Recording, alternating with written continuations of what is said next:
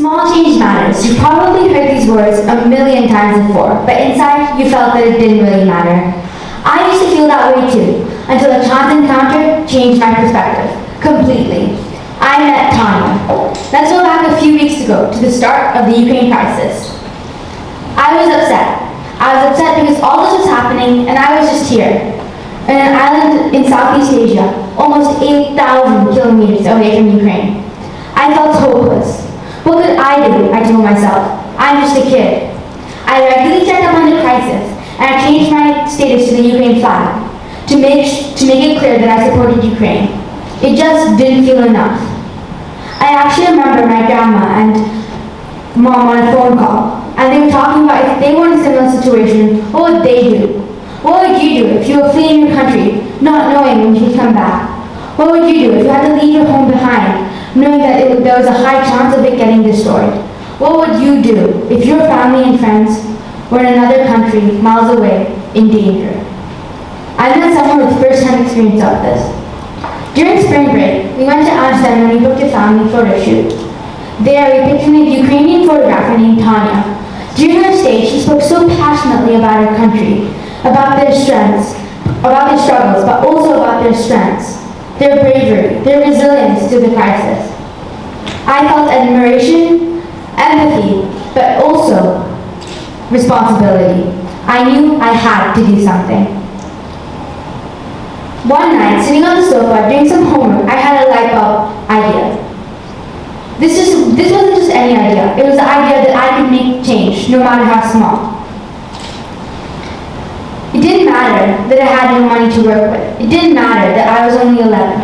I was human and I was capable of making change, no matter how small.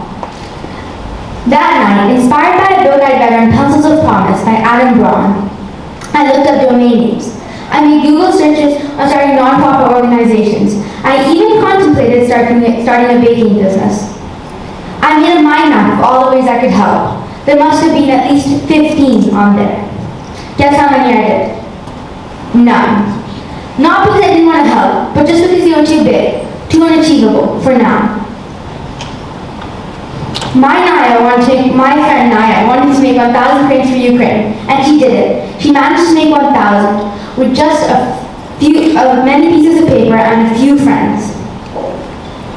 I made one crate with very detailed instructions from her. Origami is not one of my strengths. But what I lacked for in origami skills, I made up for in campaign support. I sent details to donate to my friends, my family, my classmates, and my past class. And I supported charities, and I raised awareness about what was happening, and all through it all, kept my status as the Ukraine flag, because small change really does matter.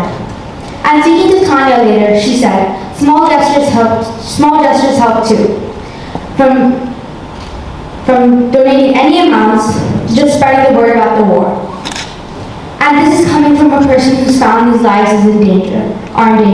This is coming from a person who is watching their country fall apart, day by day. But she still stays strong. And so do all these Ukrainians. And it's for these victims, these refugees of crisis and war all over the world, why I strive to make change. Every day, every second. And you can too.